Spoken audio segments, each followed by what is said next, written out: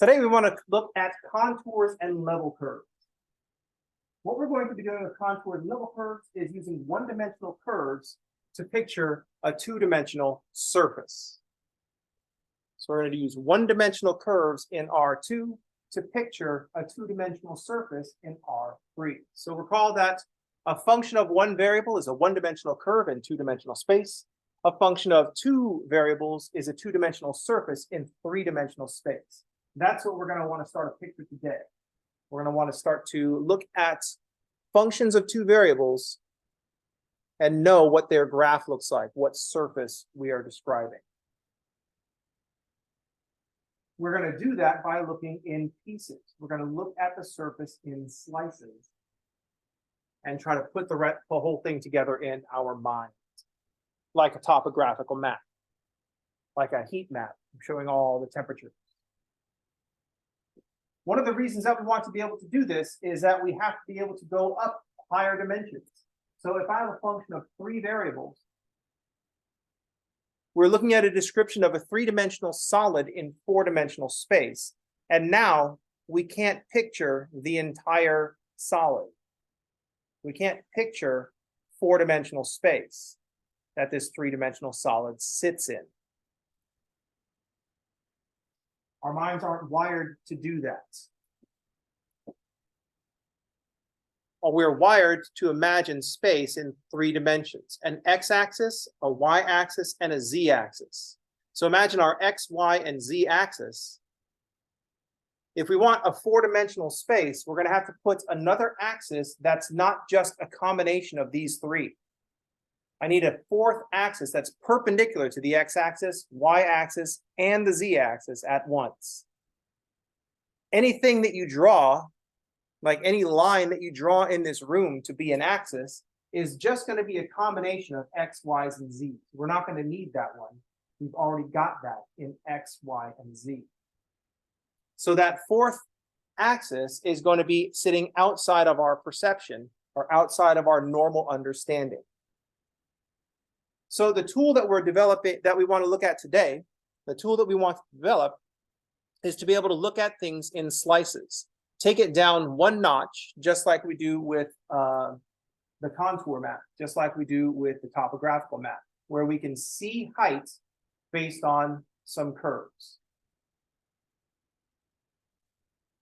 That way we'll be, instead of, just like we imagine a two-dimensional surface in three-dimensional space by looking at a bunch of one-dimensional curves in two-dimensional space at all these slices, we can start to imagine a four-dimensional object,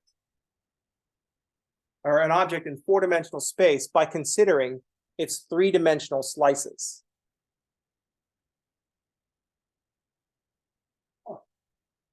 So I want to use one-dimensional curves to picture two-dimensional surfaces.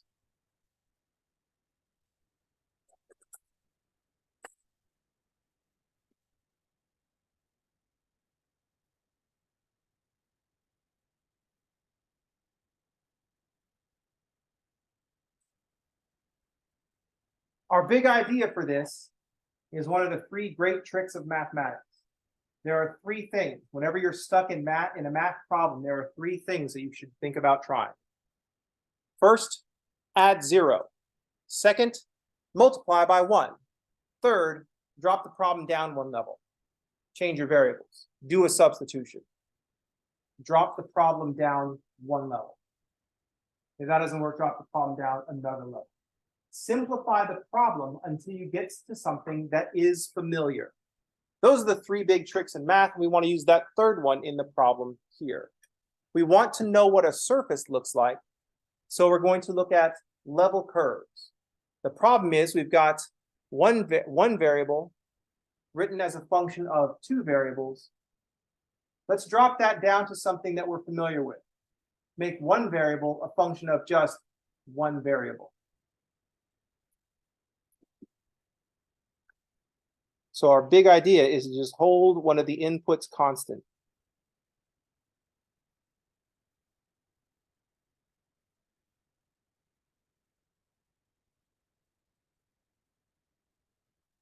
That's what we're going to do. That's the big idea here. Drop it down one level. too many things going on, hold one thing constant and see how the other variable makes a change. Then look at a different value of the one you just made constant.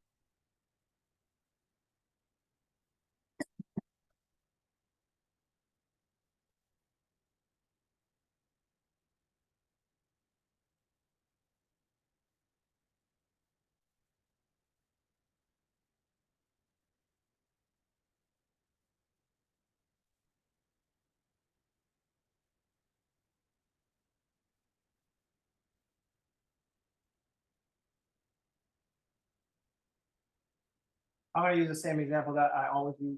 I don't know if this is the one they always use in the book, but classic example, circular paraboloid.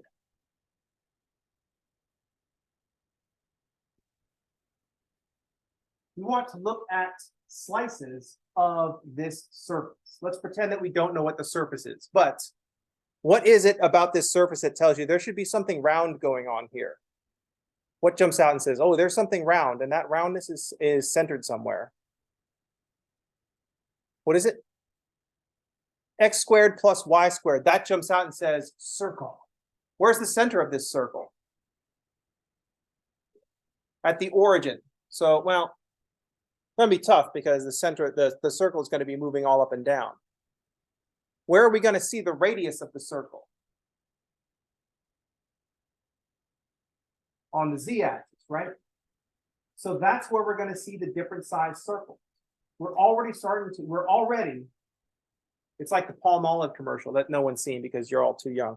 But you're already doing what we need to do. It's a default state. We just need to identify the default state.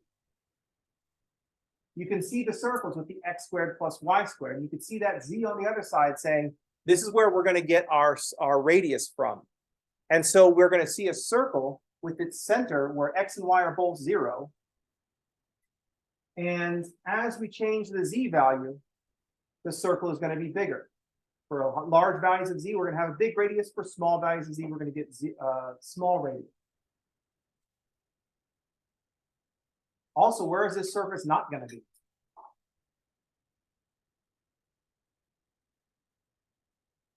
What are some places that we're not going to see this surface at all? Remember, this is real calculus. Not like real calculus doesn't teach, like real value calculus. We're not using complex numbers. Are there going to be any points on this surface that are below the xy plane? This is why you can't have lawyers in your math class. They'd be like, oh, objection, leading the witnesses. Objection. Why aren't we going to see any parts of this surface below the xy plane? Oh, because it's squared. Like anything, you can't get a negative out of x squared or y squared. That's it. I don't know if you heard that, but we can't get anything out of x squared, anything negative out of x squared plus y squared. X squared positive, y squared positive. X squared not negative, y squared not negative. There's some not negative. That's why it's important that we're like real value. So we've got a lot about this surface already. We can see the circle parts. We imagine the circles.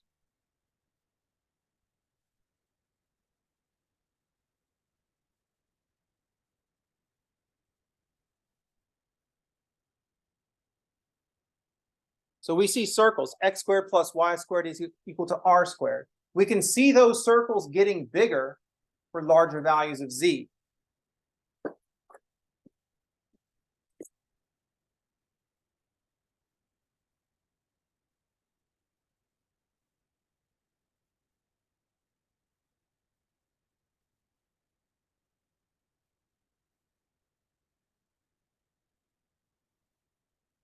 Larger value of z, larger value of larger circle. You also notice that there's not going to be any surface below the y plane.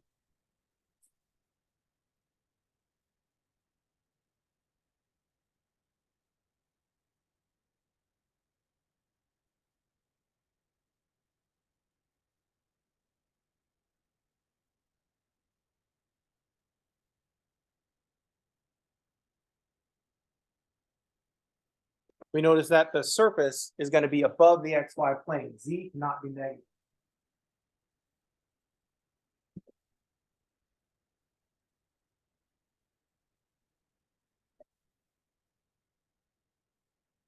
Correct. All the circles that we see are going to be centered at the origin. So we see circles, and the circles will be centered at the origin.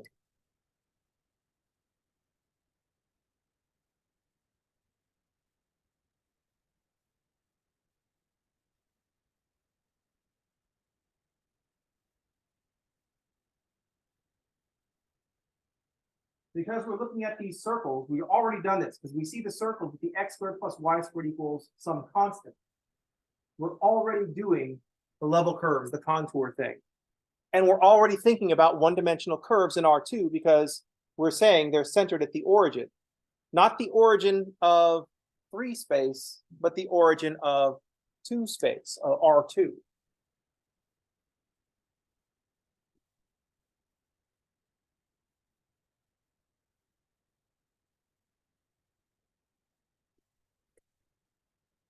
So let's see how holding one value constant fits in with this description.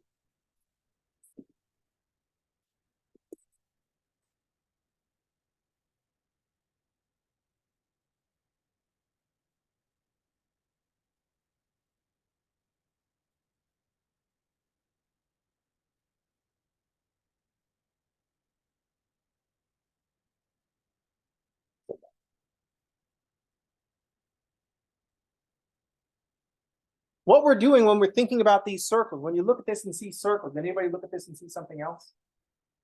Did anybody look at this and see parabolas? No, because I put the big sign that says circle. So I'm going to call x squared plus y squared. Did anybody else see parabolas?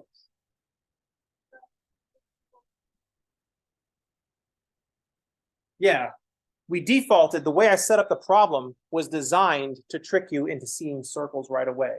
But that's just holding z constant. If I make x or y constants, all of a sudden I've got z equals x squared plus constant. So we see parabolas. So now we're looking at it from the side. We'll see parabolas. Now it's one of those pictures. Now I see the duck. Now I see the rabbit. Now I see the duck. Now I see the rabbit. So let's go with this circle business. Let's choose some values for z. First of all, we know that we're not going to bother with any negative z values because x squared plus y squared, those only get the x and y only get to be real. So the x squared and y squared are only going to are not going to be negative. We're going to choose my favorite z value.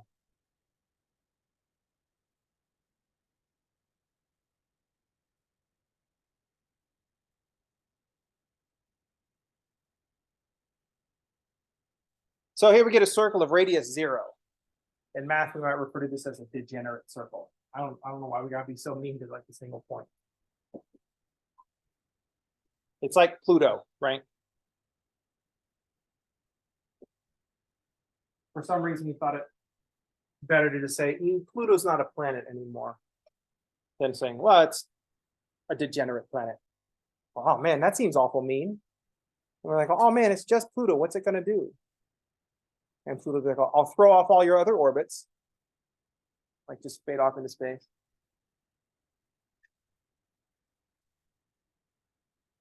And then we'll be like, oh yeah, big deal. But we're humans. If you mess with Earth orbit, we're probably just gonna die, right? Earth will be like, oh well, got rid of them. Right now, none of the planets have to do that because we're doing it to ourselves, right? We're like the kid with the fork headed towards the outlet. Whoa, whoa, whoa. No, don't worry about it. They'll figure it out, right?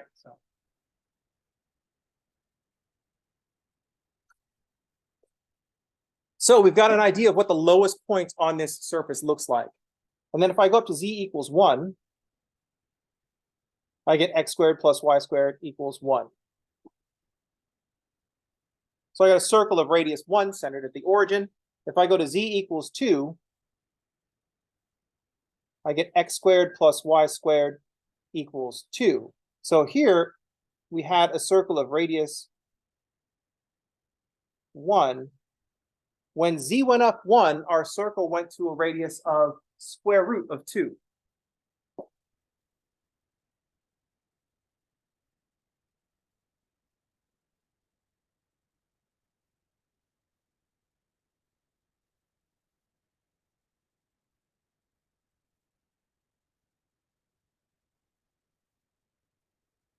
Do we see it?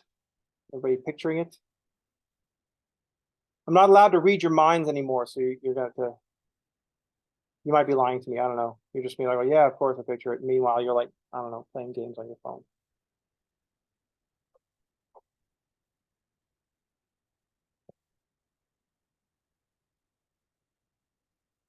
Now we start to see the parabola. Does anybody start to see the parabola just in this part? We'll see it in a minute. So we see the circle. We see as z gets bigger, the radius gets bigger.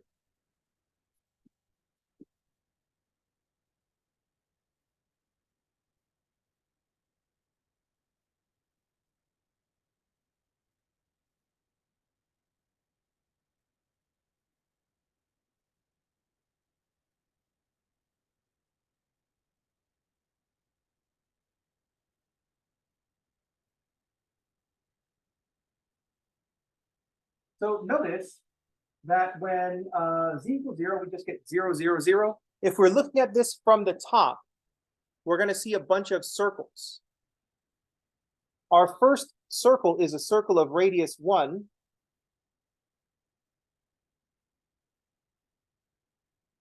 And I'm not going to draw the whole circle. I've learned my lesson in the past. Then we're going to, so imagine this just goes all the way around. I can only draw so much circle.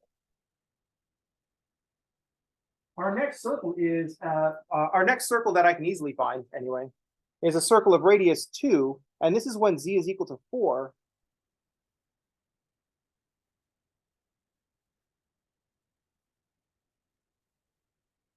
And now we're drawing a picture, a flat representation of this object, of this surface,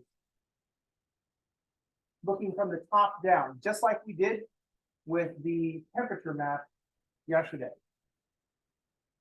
We're drawing lines, we're drawing curves that are all at the same level. We're drawing curves that are all at the same z value, all at the same level. And we cleverly call these level curves because we don't come up with fancy names for things in math. We just call them what they are. Actually, we used to come up with fancy names for things. I don't know if you know this, but the x-coordinate and y-coordinate, one of those is called the ordinate, the other one is called the abscissa. Here's how critical it is that you know that. I don't know which one is which. I use this example every semester, 3 times a year, and I never even bother to look it up. Because I'm like, oh, ordinate and abscissa. And you're like, oh, what? I'm like, oh, x-coordinate and y-coordinate. And I go, got it.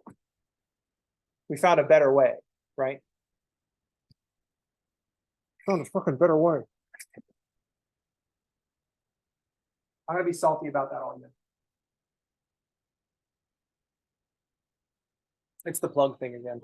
So notice what happens. So notice that look at all this space as we go from 0, from z equals 0, with just this little point down here, to z equals 1.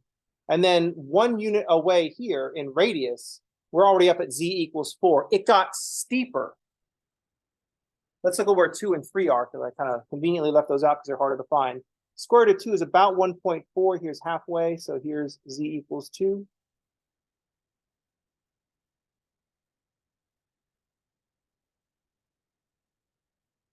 And square root of 3 is about 1.7.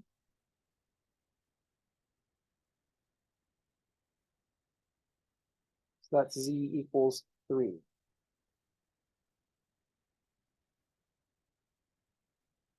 It's hard to see here because I only went to 4 because I can only draw in so fine detail. But what we want to notice is that the contours are getting closer together because our surface is getting steeper as we move away. The contours are getting closer together.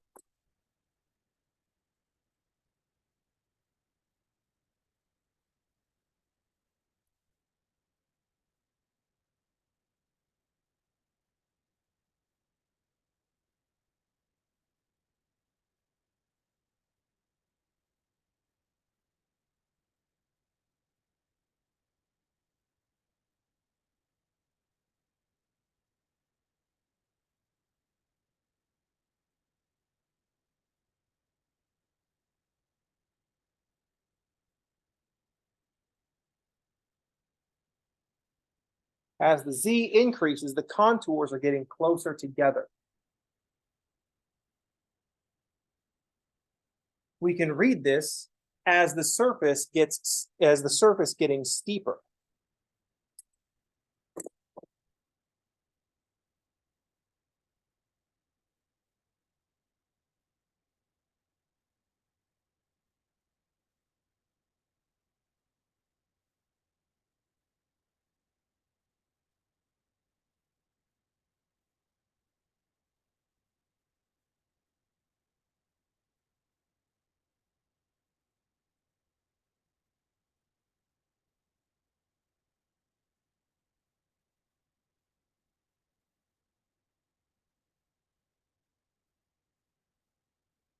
The surface is getting steeper as we move away from the z-axis.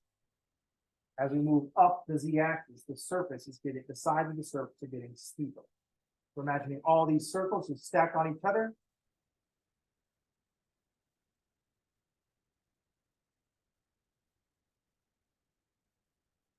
But we see as z increases, the radius is increasing by a square root. So they're going to be getting close together.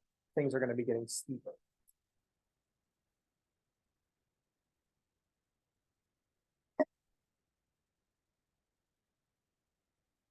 If we consider holding a different variable constant, same plan, simplify the problem by not having a function of two variables, but having a function of one variable and make the other one constant. If we choose some values for y,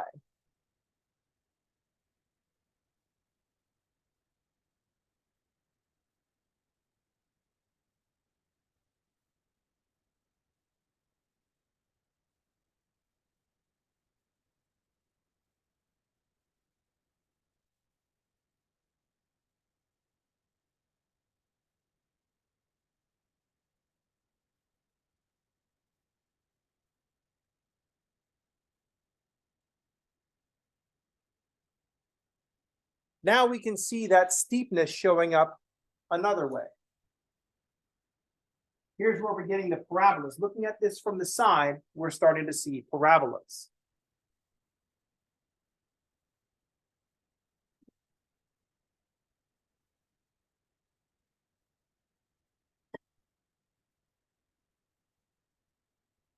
And we can watch that vertex move up for larger values of y.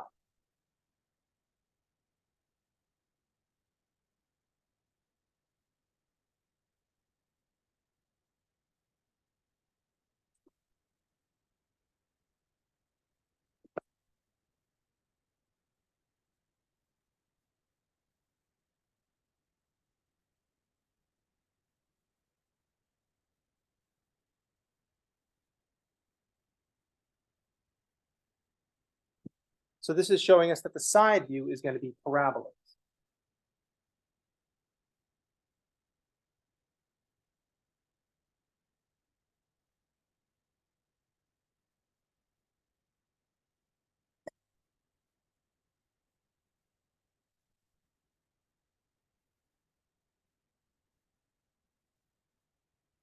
So overall, what we're getting is from the top view, we're seeing a bunch of circles.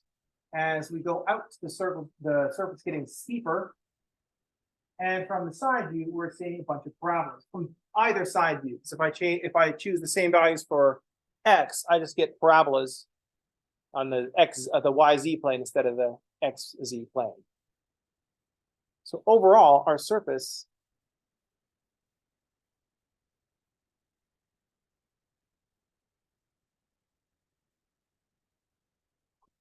circles in the top view, parabolas in the side view,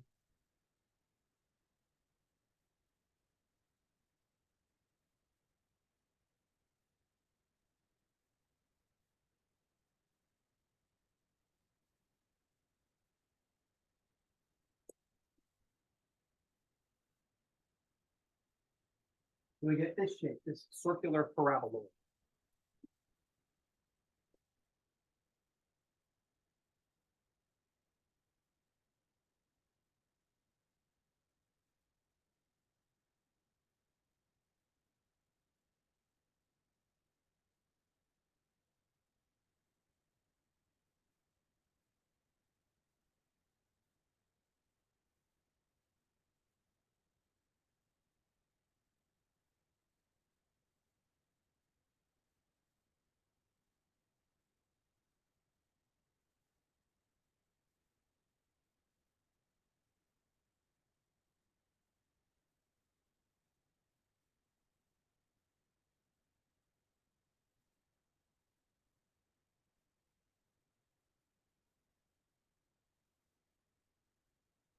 Yes.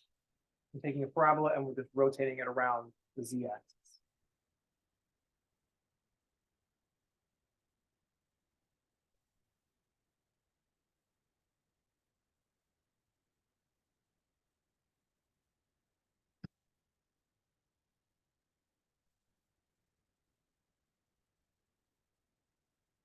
Question?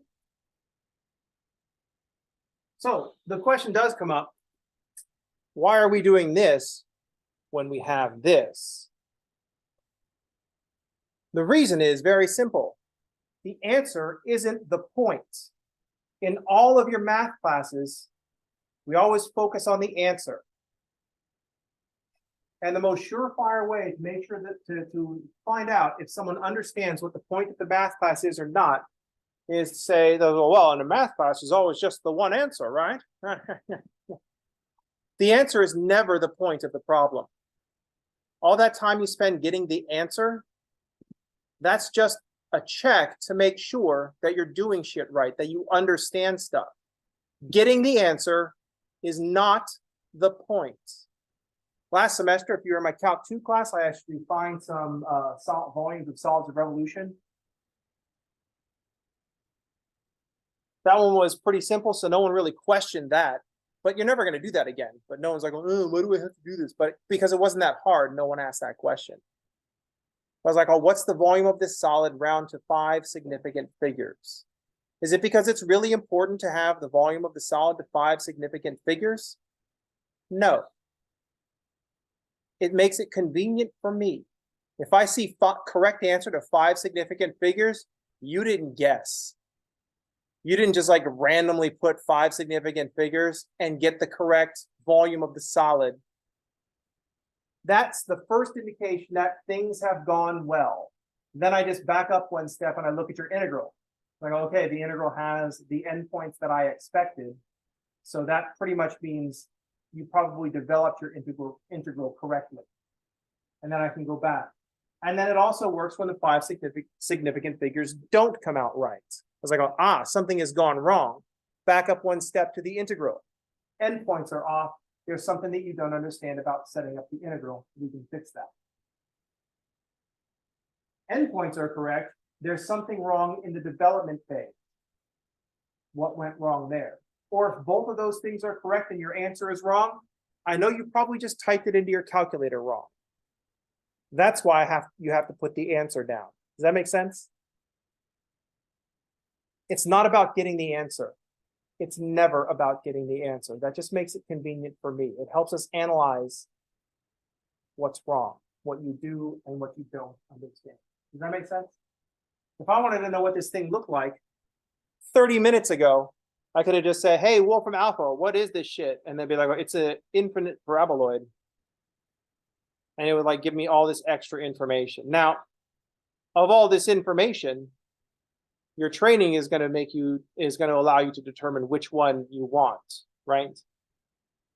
Like for those of you who use Wolfram Alpha to get yourself through Calc 2 and don't actually know how to integrate functions, I want you to know it's super obvious when you did that.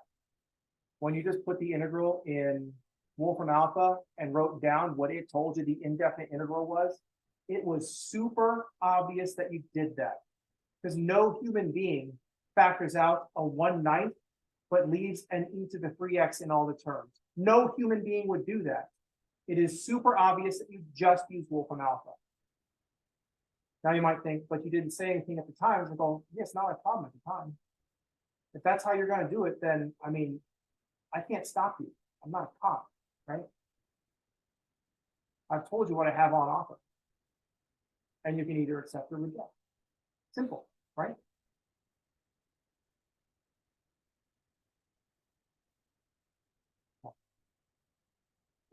Any questions?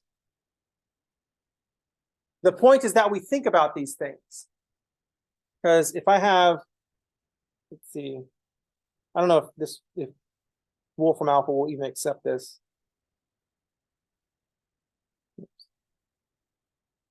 But I didn't want that. Change that one too.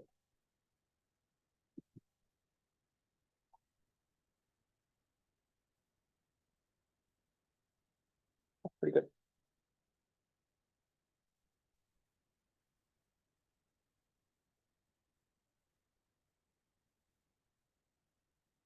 The point is, this is the way we are going to think about these things. The other point is, this is the way you were going to think about it anyway. You were going to think about it in pieces. That's when you first started learning about graphs of functions, you first started learning about it in pieces. How can I figure out what this graph is supposed to look like? By plugging in values. That's all we're doing here. We're plugging in values. But where previously we plugged in a value to the function and then got some other value and then just drew that. Now we're plugging in a value and the output is going to be some curve. And you're going to take all those curves together and imagine a surface. Any questions? Comments? Everybody looks so happy. You all look like this. Because it's math class. And math teacher is talking like, oh, wow.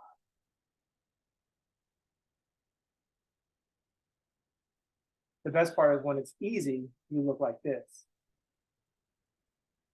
When it's super difficult and you have questions, you look at me like this.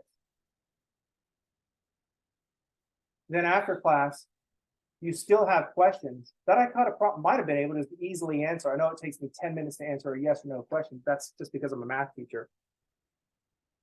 But you walk out of the class like, oh man, I was so confused by that.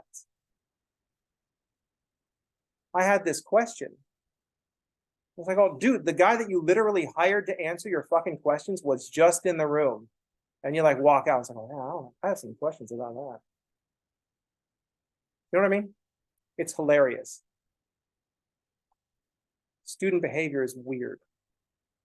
You walk into the room and you don't want to look like you don't know anything, right? You want to look like, oh, no, I've got this. You don't want to look like you don't know. It's like literally your fucking job to not know stuff. That's why you're here, right? Anyway, student mindset is really funny. Ask me how.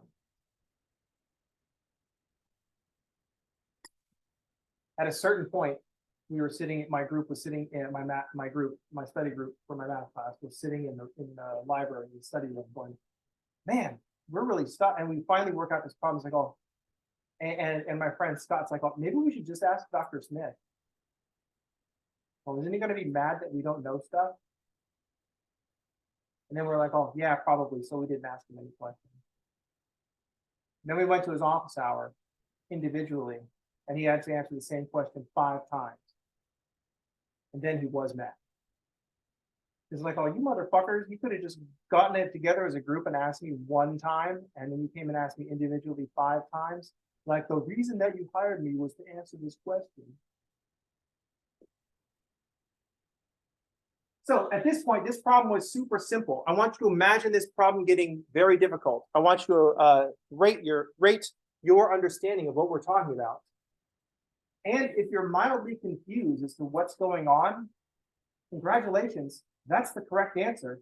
It's the 3rd day of Calc 3. If you had Calc 3 on lock, that would be weird. So if you're like, oh, no, I've got all of Calc 3, I know this stuff. It's all crystal clear. That would be weird if you're like, oh man, every time I walk out of Calc 3, I'm mildly confused. You're supposed to be mildly confused. That's the point of going to class. You go to class to figure out questions. We're here to find out shit that you don't know so that you can go out and know it. Does that make sense? Whenever you walk out of your math class, you're like, oh man, I am mildly to aggravatingly confused. That's the correct answer. That's what you're supposed to be. That is the state that I'm trying to put you in. It's important that you understand this. If all you ever do is walk out of class knowing exactly and fully everything that went on in class, that class is a failure. I fucked up. I just told you shit that you already knew.